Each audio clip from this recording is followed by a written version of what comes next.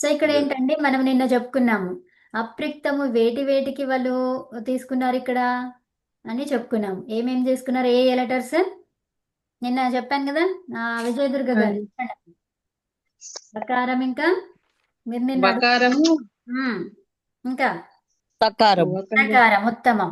So వకారం గురించి నిన్న చెప్పుకున్నాము, అవునా. ఇప్పుడు సకారం వచ్చింది చూడండి. ఇప్పుడు ఏంటిది ఏమంటున్నాము, అప్రక్త ఏకాల్ ప్రత్యయ అంటే ఏంటి, అప్రక్తం ఏంటో చెప్తున్నారు. అప్రక్తం అంటే ఏంటి మీకు తెలుసు కదా, ఒకే అక్షరం ఉండడం, అవునా. ఒకే అక్షరం ఉండడం అప్రక్తం అంటారు అనే విషయం చెప్తున్నారు ఈ సూత్రం ద్వారా. తర్వాత అస్థి శిచో అప్రక్తే అంటే ఏంటి, అస్థి. అస్థి అంటే ఏంటి, అస్ ధాతువుకి, అస్ ధాతువుకి తర్వాత ఏమి సిచ్ సిచ్ ప్రత్యయానికి, అంటే సిచ్ ప్రత్యయంలో ఉన్నటువంటి అప్రక్తం, అవునా. అస్ ధాతువులో సకారానికి, ఓకే. తర్వాత సిచ్, సిచ్ ప్రత్యయం ఏదైతే ఉందో దాంట్లో అప్రిక్తానికి ఏమవుతుంది, ఈట్ ఆగమం వస్తుంది. ఏమొస్తుంది, ఈట్ ఆగమం వస్తుంది. అంటే ఆ సిచ్ అనేది ఉంటే అది ఉండడం చేత మరి ప్రత్యయం ఏంటి, మూల ప్రత్యయము తిప్పు, అర్థమైంది. సో ఆ తిప్పుకి వస్తుంది అనమాట ఇది, అర్థమైనా. ఆ తిప్పుకి ఆగమంగా వస్తుంది. ఎందువల్ల, సిచ్ ఉండడం వల్ల. అంటే ఏంటి, ఇది నిమిత్తం. అది ఉన్నది ఉండడం వల్ల ఏమొచ్చింది దానికి, పరములో. పరములో అంటే దానికి పరములో అంటే ఇప్పుడు అది టిత్, అవునా. ఇది టిత్ కదా. ఈట్ అనేది ఏంటిది, టిత్. ఈట్ అనే ప్రత్యయము టిత్.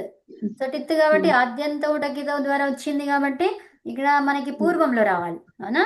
సో పూర్వంలో రావాలంటే ఈ రెండిట్లో సాకి తాకి రెండిట్లో దేనికి వచ్చినట్టు, తాకు వచ్చినట్టు, అర్థమైందా. తా అనే ప్రత్యయానికి వచ్చింది. అయితే ఇక్కడ ఏమన్నాము, అస్థి సిచో అప్రత్తే అంటే ఏంటి, అస్ అనే ధాతువుకి సిచ్ అనే ప్రత్యయానికి ఏమొస్తుంది, పరంగా అంటే ప్రత్యయము చేత, ఏ ప్రత్యయము, మూల ప్రత్యయము చేత ఏమొస్తుంది, ఈట్ ఆగమం. అది ఉండడం చేత ఈ స్థానికి వస్తుంది, ఇది ఉండడం. మరి స్థాని ఎవరు, ఆ స్థానికి పూర్వంలో వస్తుంది ఈట్, అవునా. అర్థమైందా. అర్థమైంది. సో పరంగా ఉన్నదానికి వచ్చింది అనమాట. కాబట్టి ఇక్కడ ఈట్ మధ్యలో వచ్చింది, అవునా. ఆద్యంత ఉటకితో ఇంకా దర్శనం లోపహ ఇవన్నీ, అవునా. ఆ తర్వాత ఏమన్నాము, శిచి వృద్ధి పరస్మై పదేషు. శిచి వృద్ధి అంటే ఏంటి, ఇక్కడ సిచ్చు ఉంటే ఇక్కడ పరస్మై పదేషు, చి అనే ధాతువు పరస్మైపదిలో అంటే పరస్మైపది రూపానికే వస్తుంది. అది ఒకవేళ ఆత్మ, ఇప్పుడు ఈ ఉభయపది, ఇది చి అనేది ఏంటండి, ఉభయపది. ధాతువు కదా. చి అనే ధాతువు ఏంటిది, అది ఉభయపది. ఉభయపది. సో ఉభయపదిలో కాకుండా, ఉభయపది అంటే ఏంటి, రెండు వస్తాయి, ఆత్మనేపది పరస్మైపది రెండు వస్తాయి. కానీ వృద్ధి ఎప్పుడు చేయమన్నారు, పరస్మైపదే. సో పరస్మైపదిలోనే చెయ్యాలి. సిచ్చుకి పూర్వం ఉన్నటువంటి ధాతువుకి ఎక్కువ వర్ణం ఉంటే వృద్ధి వస్తుంది ఎప్పుడు,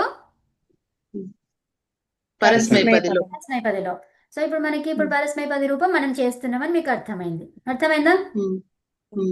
వృద్ధి చేస్తున్నామంటే ఏం చేస్తున్నట్టు, ఇప్పుడు ఇక్కడ పరస్మైపది రూపం చేస్తున్నట్టు, అవునా.